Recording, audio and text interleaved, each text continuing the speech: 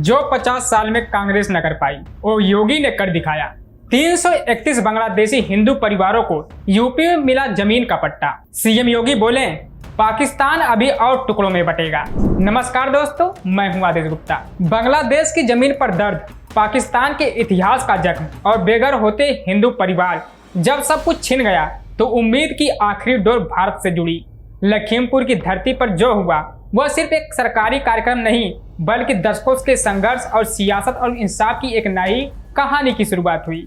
उत्तर प्रदेश के लखीमपुर खीरी में उस समय एक भावुक और राजनीतिक रूप से महत्वपूर्ण दृश्य देखने को मिला जब राज्य के मुख्यमंत्री योगी आदित्यनाथ ने 331 बांग्लादेशी हिंदू परिवारों को जमीन का मालिकाना हक सौंपा। ये परिवार आज से नहीं बल्कि करीब 40 और 50 साल पहले अपने देश से उजड़कर भारत आए थे। उनके पास यादें थीं, दर्द था, एक उम्मीद थी, शायद यहाँ उन्हें पहचान और सम्मान मिले। यह कहानी 1970 के दशक से शुरू होती है जब बांग्लादेश में हालात ऐसे बने कि अल्पसंख्यक समुदायों खासकर हिंदुओं के लिए वहां रहना मुश्किल हो गया। हिंसा, जबरन कब्जे, असुरक्षा माहौल ने हजारों परिवारों को पलायन करने पर मजबूर कर दिया।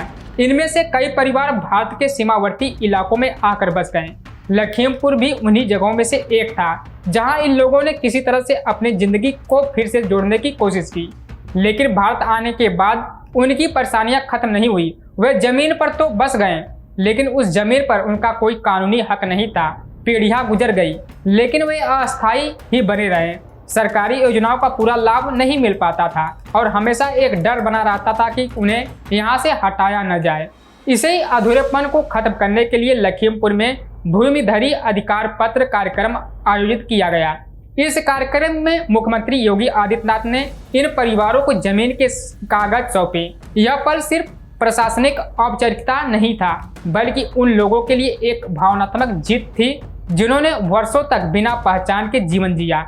अपने संबोधन में योगी आदित्यनाथ ने साफ कहा कि भारत उन लोगों के साथ खड़ा है जो अपने ही देश में उत्पीड़न का शिकार होते हैं।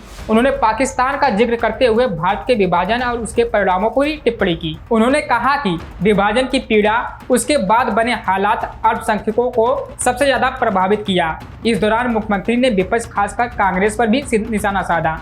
उनका कहना था कि पिछले दशकों में इन परिवारों को सिर्फ वोट बैंक के तौर पर इस्तेमाल किया गया लेकिन उन्हें कभी अधिकार नहीं दिए गए। यह बयान साफ तौर पे इस मुद्दे के राजनीतिक आयाम को भी उजागर करता है। कार्यक्रम का एक और अहम पहलू रहा पहचान का बदलाव। जिस बस्ती को पहले मियाँपुर कहा जाता था उसका नाम बदलकर अब रविंद्र नगर कर दिया गया जो रविंद्रनाथ टैगोर के नाम पर रखा गया। यह बदलाव प्रतीकात्मक रूप से है लेकिन इसके जरिए एक नई पहचान देने की कोशिश भी दिखाई देती है।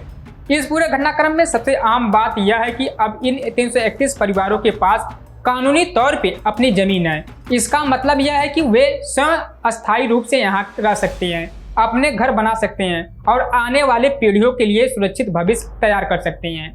उनके लिए यह बदलाव किसी नए जीवन की शुरुआत से कम नहीं है। हालांकि इस फैसले के साथ कई सवाल भी खड़े होते हैं। क्या देश में रह रहे अन्य शरणार्थियों के लिए भी ऐसी व्यवस्था होगी? क्या यह एक व्यापक नीति का हिस्सा है या फिर अलग अलग फैसला? और सबसे बड़ा सवाल इस तरह कदमों का है कि जो इस्तेमाल राजनीतिक लाभ के लिए किया जा रहा है।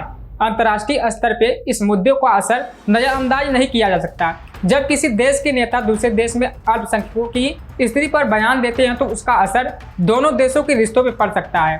भारत और बांग्लादेश के बीच संबंध पिछले कुछ वर्षों में मजबूत हुए हैं। ऐसे में इस तरह के बयान कूटनीतिक चर्चा का भी हिस्सा बन सकते हैं। फिर भी अगर इस पूरे मामले को मानवीय नजरिए से देखा जाए तो यह उन परिवारों के लिए एक राहत की खबर है जिन्होंने अपना सब कुछ खोने के लिए बाद यह नई जिंदगी शुरू की।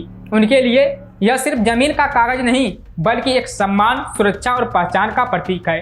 लखीमपुर की यह कहानी सिर्फ एक खबर नहीं बल्कि कई परतों वाली सच्चाई है जिसमें इतिहास के साथ साथ राजनीति भी है और दर्द, उम्मीद भी। अब यह देखना दिलचस्प होगा कि यह कदम आगे किस दिशा में आता है और क्या यह देश में शरणार्थी नीति को लेकर कोई बड़ा बदलाव लाता है। आपकी क्या राय है कमेंट बॉक्स में जरूर बताइएगा। ऐसे ही तमाम अपडेट खबरें देखने के लिए हमारे साथ बने रहिएगा। तब तक के लिए जय हिंद दोस्तों।